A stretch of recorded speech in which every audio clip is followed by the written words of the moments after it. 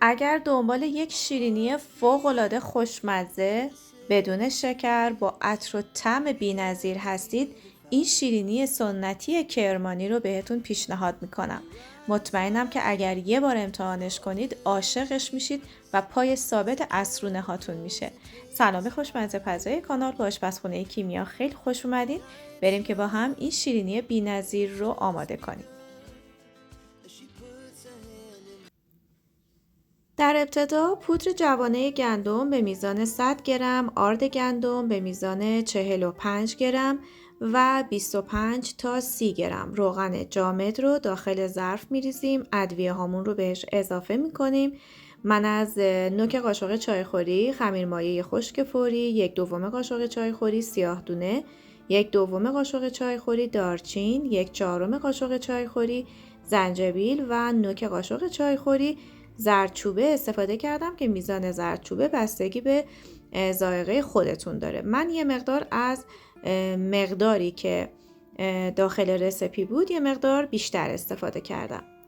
ادویه کماج هم داریم که یه قاشق چایخوری سرپر استفاده میکنیم و مواد تشکیل دهنده این ادویه رو من داخل کپشن کامل براتون می نویسم. میتونید اطلاعاتش رو از اونجا بگیرید. اگر احیانا کپشن برای شما باز نشد یا نمیدونستید که از کجا میتونید به کپشن دسترسی داشته باشید، حتما برام کامنت کنید تا مقدار ادویه ها رو براتون داخل کامنت بنویسم. برای نرمی بیشتر ما از یک قاشق غذاخوری ماست تازه استفاده میکنیم که میتونید ماست رو حذف کنید، اما به نظر من توی لطافت شیرینی تاثیر داره و بهتره که استفاده بشه. در ادامه نیاز داریم به شیر یا آب ولرم به میزان 60 گرم.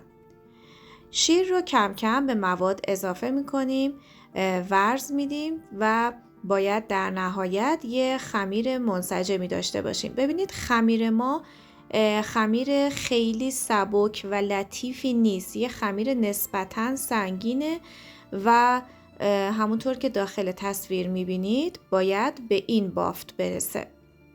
اگر احساس کردید خمیرتون خیلی خشک هست یا ترک میخوره، میتونید یه مقدار بهش روغن جامد اضافه کنید در حد خیلی کم، یعنی باید روغن رو کم کم به خمیر اضافه کرد.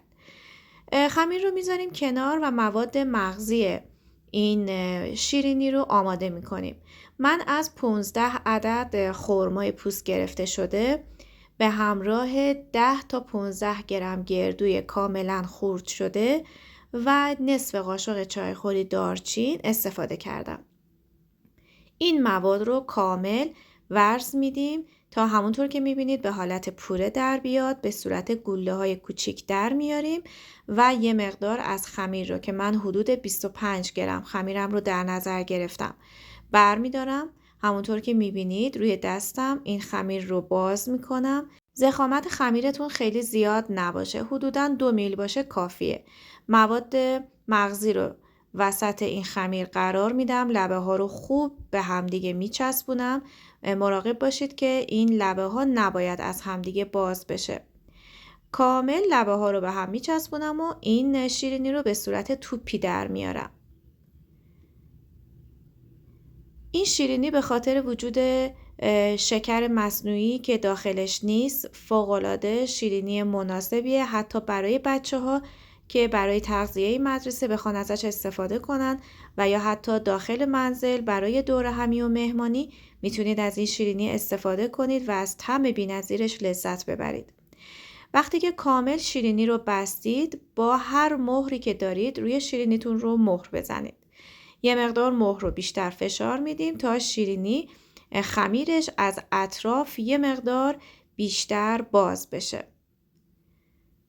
ضخامت شیرینی رو ببینید. این خمیر اصلا نیازی به استراحت هم نداره. روغن رو داخل قابلمه میریزیم و زمانی که داغ شد شیرینی ها رو میندازیم داخل روغن تا زیر و روی این کاملا سرخ بشه. حتما روغن رو روی حرارت ملایم داغش کنید. حرارت زیاد نباشه که شیرینیتون خوب پخته نمیشه. بیرونش سرخ میشه اما داخلش خام میمونه. این شیرینی رو داخل فر هم میتونید آماده کنید. کف سینی فر رو کامل با روغن چرب کنید. خمیرتون رو داخل سینی بچینید و با دمای 160 درجه اجازه بدید بپزه. بستگی به دمای فر شما مدت پخت این شیرینی فرق میکنه. زمانی که شیرینیتون رنگ گرفت مدت پختش کافیه. حدوداً بین 20 تا 30 دقیقه ممکنه که طول بکشه تا شیرینیتون بپزه.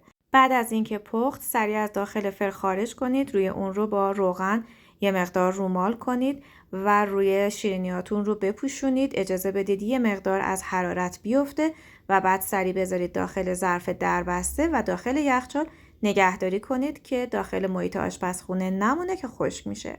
اگر عاشق این شیرینی‌های فوری و خوشمزه هستید پیشنهاد میکنم دیدن این ویدیو رو هم از دست ندید.